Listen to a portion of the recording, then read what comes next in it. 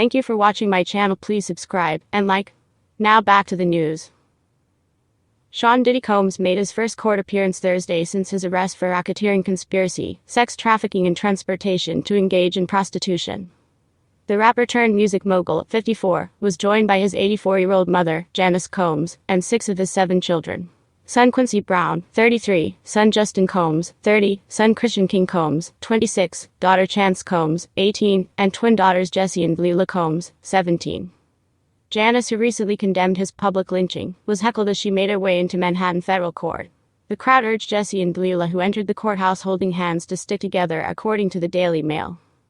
Per the Post, Diddy, clad in tan jail clothes, entered the courtroom through a side door.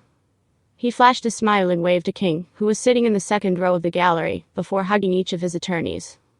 Judge Arun Subramanian set his trial date for May 5. Last week, Janice, Jessie and D'Lila visited the Bad Boy Records founder at the Metropolitan Detention Center in Brooklyn, where he is being held without bail.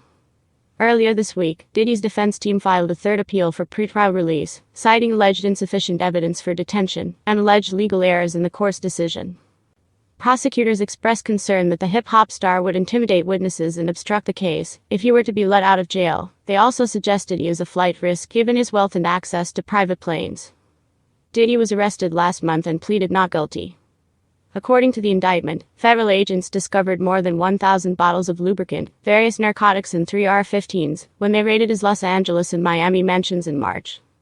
Prosecutors claimed Diddy abused, threatened and coerced women and others around him to fulfill his sexual desires, protect his reputation and conceal his conduct for decades, creating a criminal enterprise whose members and associates engaged in sex trafficking, forced labor, kidnapping, arson, bribery and obstruction of justice.